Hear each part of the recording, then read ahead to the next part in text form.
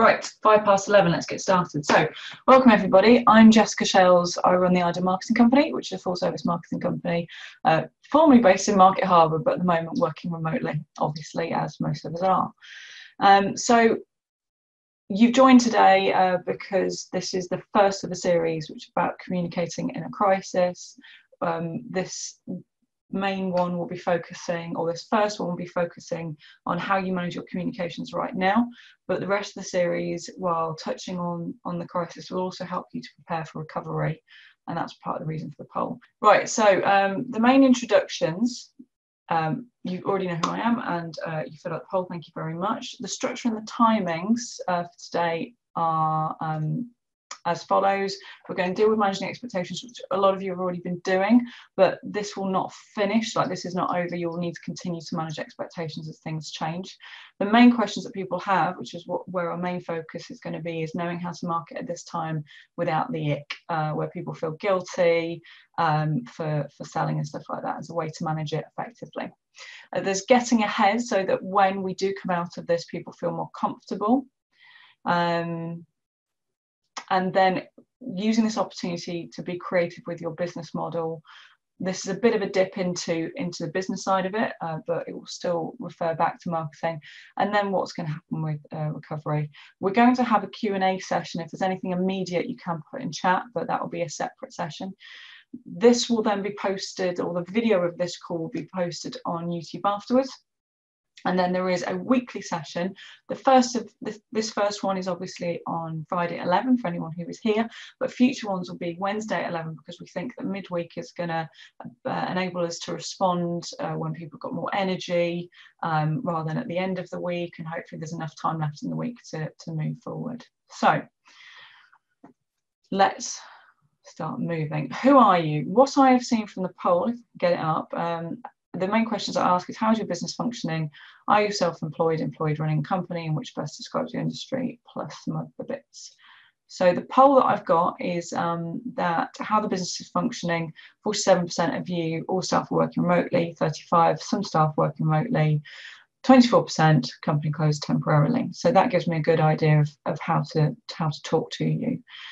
The 65% of you are employed, 12% self-employed, and 24% the owner of business, which employs others, and 35% of you are classified as, or consider yourself as, professional services, then 80% retail, 6% hospitality, 12% manufacturing, 24% other. So that means I need to add some more things in there. If you want to just add in chat there's 4 people who have said other, so I've got a feeling I might know who they are, because some of them are clients, but let me know privately, directly to me, if you prefer what it is that you do, and then I've got some idea of what you're interested in the future. So that's really helpful for me, because it enables us to manage things moving forwards. So managing expectations is the first thing. This is a very quick area. What we've seen and what we need to do with ourselves and with our clients is to update things. Update our clients as things go along. And actually, I would have loved to have had this video out sooner, but we were making sure that we help manage ours and our clients' expectations about how they can continue to deal with us. And as everybody knows here, that was a moving kind of a feast. So some great ways of doing this have been through out of office responses or auto replies. It's not actually out of office now, it is more if you think that there will be delays because of relaying phone calls, for example, but otherwise it's business as usual as far as you're concerned, then make sure then an auto reply and an email can be very helpful for that. Having a statement on your website, particularly if your business is heavily is temporarily closed, can be quite important. Your online presence can include Google Business, so that's another place you might want to update, all your social media channels, and maybe email newsletter. So there's loads of different places that you can manage expectations. There will be more to come as well, because at some point we're going to be coming out the other side of this. So it's worth planning what communications need sending inevitably, so that you're ready to go. And that's something you can start writing now. Your communication channels will also need to change. For example, I did an awful lot of things with networking. The main way that I need to now communicate with people is obviously online, and people are adapting already.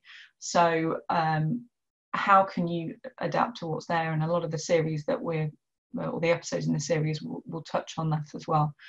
Consider your tone of voice, because if you are used to your face-to-face interactions, you've got an opportunity to really put across your personality. It's probably part of the reason why somebody just works with you and works with your team.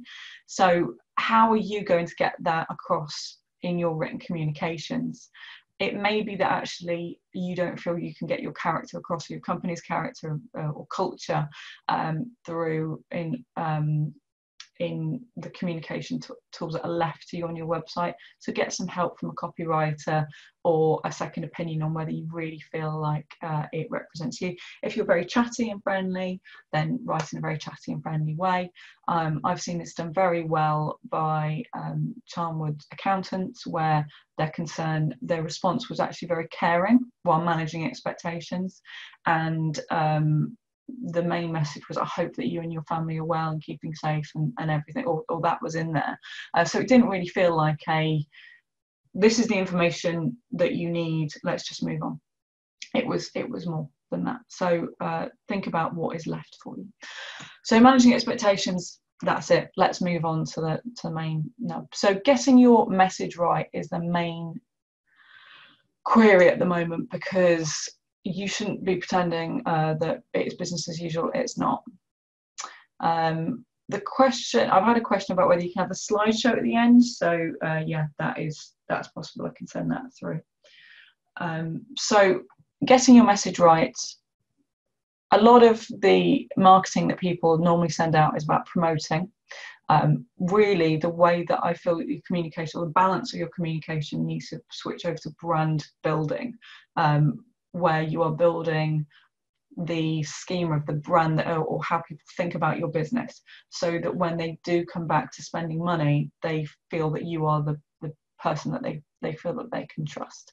Normally, you wouldn't have the opportunity to spend that time on brand building exercises, and it's often, I think it can be seen as kind of the Cinderella of all the marketing communications, because it can be difficult to attribute credit to the brand building stuff, like the emotional stuff, because there isn't a link normally in that stuff to go and buy something. So you don't get analytics proving that was responsible. It's just a contributing factor that helps people to decide that you are the person or you are the company they're going to spend their money with, rather than the alternative. So that's going to be the main thing that needs to happen, is to switch from trying to get people to buy to brand building exercises across the board. We're dealing with lots of different industries here, so it depends on, there's a bit of give and take there. So what you do and say right now will be remembered. In order to stand out from the crowd, I wouldn't just be sending out messages to go, you are here, we are here for you at this difficult time, because a lot of that is being sent out. If you look at Marketoonist, not now, stay here with me, but it's a brilliant cartoon that's on the homepage, which is, I would have licensed it and had it on this presentation, but I didn't feel confident that then that license will cover YouTube. Go there, look at it, and they well worth a look. The main point that they're making is this couple sat there, and a lady turns around and says, some brand that apparently we signed up to an email newsletter about ages ago wants us to know that they're here for us at this difficult time. And I've had people say to me, if I get one more email from the CEO telling me about that they care about me, I'm going to scream, because I've got enough emails, thank you very much. So, you don't want to do that kind of thing. Emotions are running high, and if you think about what most people know what they were doing when Princess Di, I've misspelled Princess there, when they found out that Princess Di had died, when the Twin Towers came down. Now those are short moments in time. This is a protracted period, so it's not, it's not quite as simple as that. But because emotions are running high and because it's a shock, just seen a private message which has just made me stop. People are going to remember how you behave, and not just there's a great quote from Maya Angelou, which I'm going to skip ahead and then go back to. I've learned that people will forget what you say, people will forget what you did, but people will never forget how you made them feel.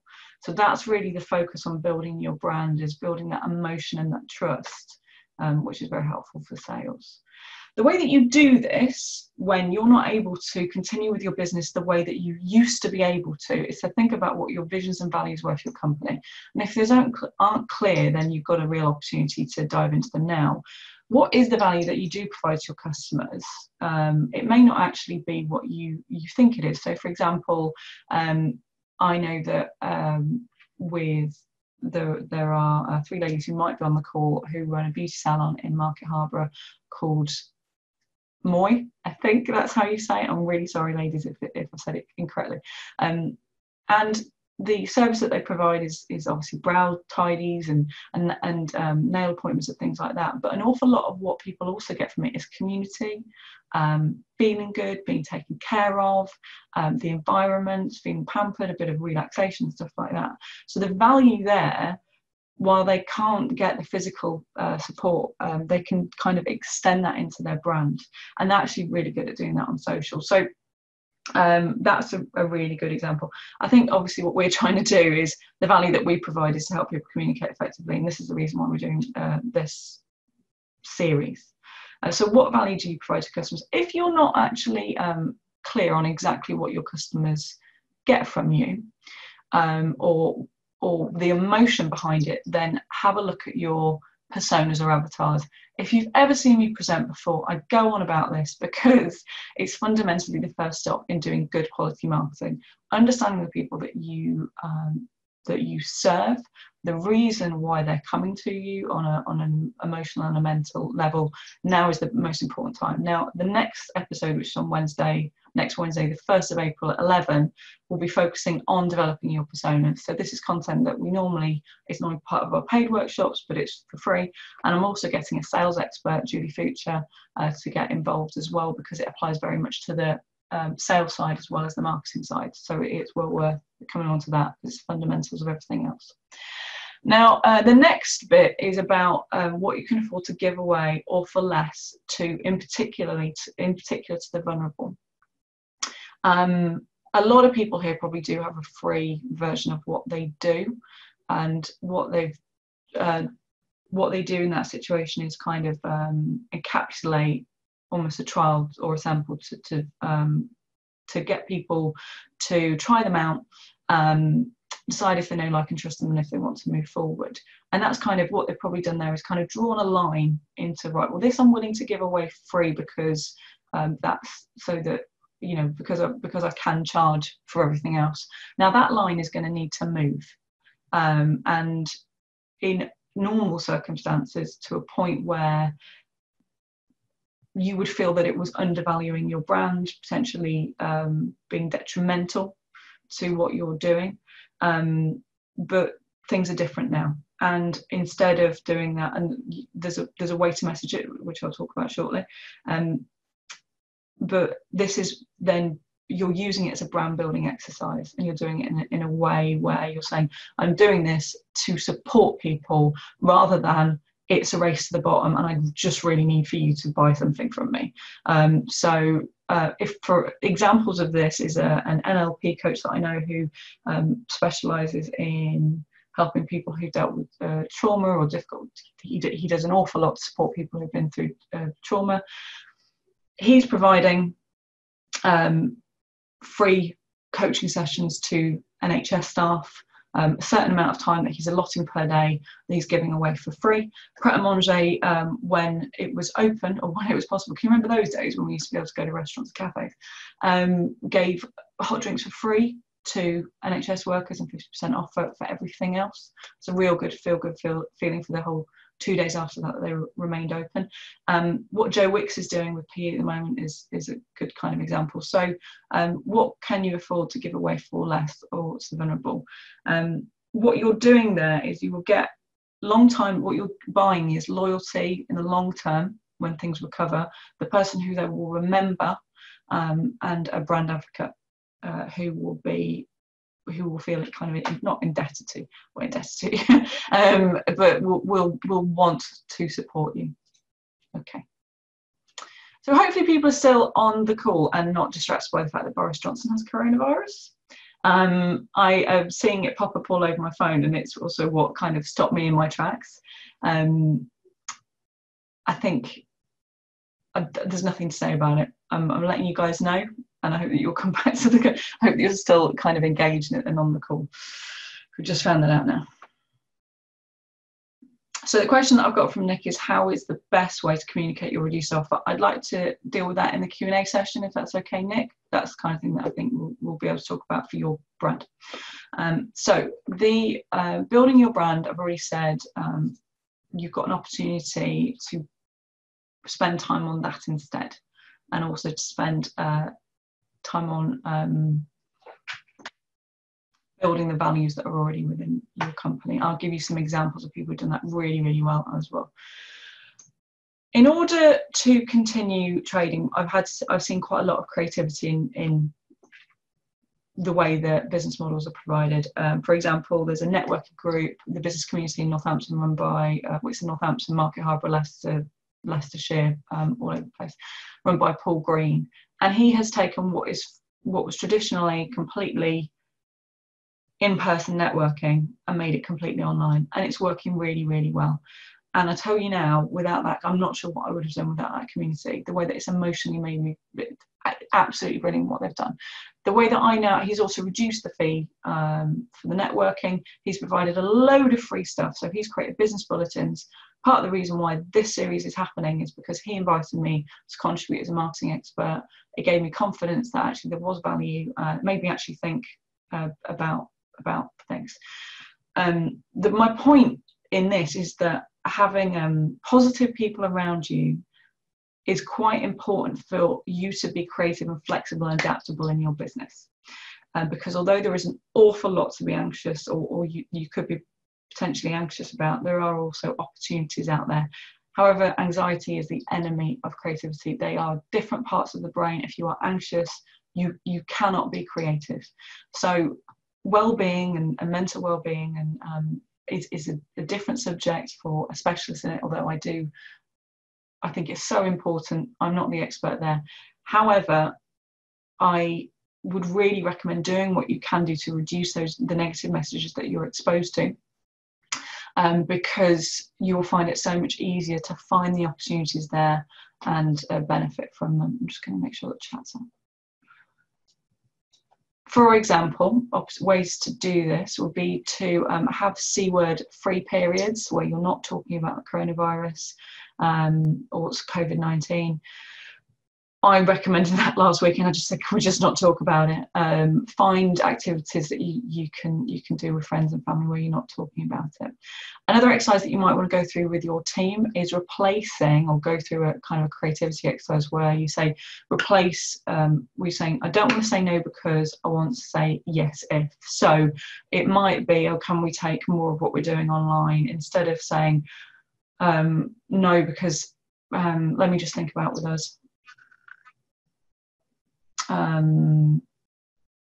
Okay, actually with the online with the networking thing, instead of no because it was a real-time interaction that people got value from, and actually people won't want, the no because would have been, well, no, everyone will just want to have face-to-face interactions. They're not going to be interested in using Zoom, and maybe they probably haven't got the technology, and I've got technophobes. You can go down a real spiral. Instead, it's yes, if we get the technology set up correctly, we communicate with everybody. Yes, if I set up a structure where it's really, really valuable and people see the benefit. Yes, if we do these things. So it's just a mind shift. I've already talked about giving stuff away. Where is your line? Think about moving it. Treat this also as a massive brand building opportunity. You've got you've got solid time where your important jobs that you possibly were thinking about doing for a long time, you've got an opportunity to do and spend time on. And I'm not even talking about paying somebody to do your marketing. You might think, well, yeah, she runs a marketing company, of course she wants me to spend time on marketing. A lot of it is actually thinking about your business, thinking about what benefit you have. You've probably been meaning to rewrite certain things, think about different products and things like that. So you've got an opportunity to really get to understand your customers and what you mean to them as well, whether that's polls or whatever. Know, like, and trust. This is more about sales than it is about marketing, or even though they run hand in hand at the end of the day. If you want for somebody to buy from you, salespeople say it's all about the KLT. It's all about the know, like, and trust, and that takes time to build. And you have time to build it. We may be dealing with 12 weeks now, and it's not going to stop dead on that time anyway. There's going to be some time after that when people have changed. Habits can take, to form habits, it's what they say, about 100 days or something like that. It depends on the habit, and that changes quite a lot. But people have got time during this period to change their way of life and their attitudes to life. So you have an opportunity to build that trust in, and you have the gift of time. Thanks. So move to online communication channels where you can. The people who've got email newsletters set up are probably quite happy that they have at the moment. If not, this is an opportunity to get set up as well, or you might think that the market is flooded. It depends on what you're doing. So have a look at how you can be creative with the way that you do business. But people on the call who I'm going to try and give specific examples to, because at the moment this feels all like quite general terms, but when we get to Q&A, because I don't want to be sharing any information that they may not feel that comfortable me sharing. So I also want to talk about attitudes to advertising,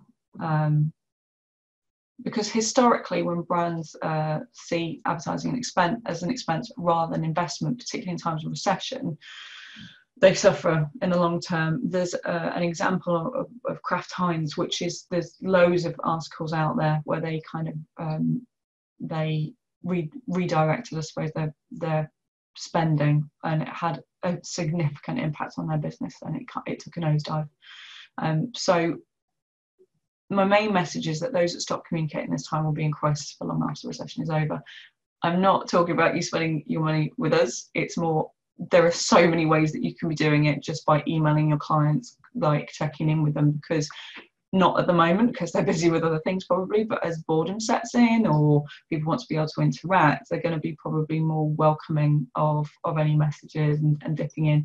You've got people who are online, so I want to encourage you to communicate in a way that is sustainable for you, whether that means setting up the system that then you can work on or not, but that's what this series is also going to be dealing with. So this is a video from 1991 that makes the point better than I ever could do. And the sound isn't working. Oh, it is. By preserving its momentum, it can bounce. I'm just going to... A healthy brand can ride out a recession. By preserving its momentum, it can bounce back. But in past recessions, too many companies removed a key generator of that momentum. They stopped advertising. Following the 1981 recession, an analysis of AGP data found that the worst performing brands had cut their advertising budgets. The 15 top performing brands had all increased their advertising spend. The losers believed they couldn't afford to go on advertising. The winners knew they couldn't afford not to. Okay. So, for example, at the moment, Facebook are providing or will provide access to small business grants program. I've signed up to get updates when more information is available. It's not yet. It may also become the subject of a future one of these series once it's a bit clearer.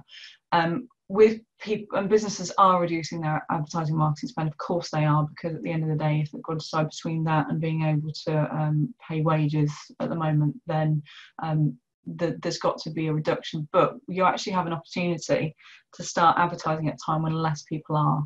The people who you would have wanted to get in front of before are going to be more accessible to you because there's less competition there, so the money that you do spend is just goes so much further, and when you're wanting, and then when we're dealing with the recovery process, then you are ahead of the curve there. So there's an opportunity. So here are some examples that I wanted to touch on how people, on how different companies looked at their visions and values, and then have used that to decide what message to send out there. So this is a really good example of it being done well, which I've already referred to. I'm not that bothered about prep generally. We haven't got one anywhere near me, so that's the main reason. But I felt quite differently about them. So one of the questions that I've got, Yanis, I'm going to deal with that in the Q&A. Would you suggest communicating more with your customers as well as previous customers? I'll think about it. Let's talk about that in Q&A. Another example is what Joe Wicks has done, and also what Carol Vorderman has done. It's totally on brand. Whether you love him or loathe him, it's a really perfect example of giving things away for free because you can afford to. And anyone, I think a lot of people will feel differently about him, or feel exactly the same, but just have a bit more respect because he's giving away stuff for free. Carol Vorderman at the moment is taking a system that ordinarily would be, I think, £2 a week or something, £2 a month, and made it free. I've actually put on the right hand side there is a comment from my friend who has tried. Actually, I'm not sure if she's used it before the free, becoming free, or after, but she loves it, and it's a kind of an example of how, as a result of trying the products, then they're more likely to go back to it after, or maybe carry on using it afterwards. And she shared the thing on the right hand side. She shared that and had already become a brand advocate. That's an example of brand advocacy, and I'm not even sure if that was before. That was when it was free. Here's another example. Now, this is Asda, where this is kind of managing expectations as well. So it's making sure that people understand what is in place. There are other things that different supermarkets have done by being open for the first hour of the day for the vulnerable and people caring for the vulnerable, and for NHS workers, having specific time for NHS workers. So as well as being just a good thing to do, brilliant brand building exercise as well. So really this, I want to talk about recovery planning, which will become part of the series as we develop, and the reason why I think it's really important to use this opportunity, because when we do start moving around again, competition will be tight, people will have less money to spend, so you will be competing against so many other people for the share of that pound. Attitudes will be different as well, so we need to allow for probably a longer period than the 12 weeks, because it won't be instant. So whatever you can do now will make recovery a lot easier.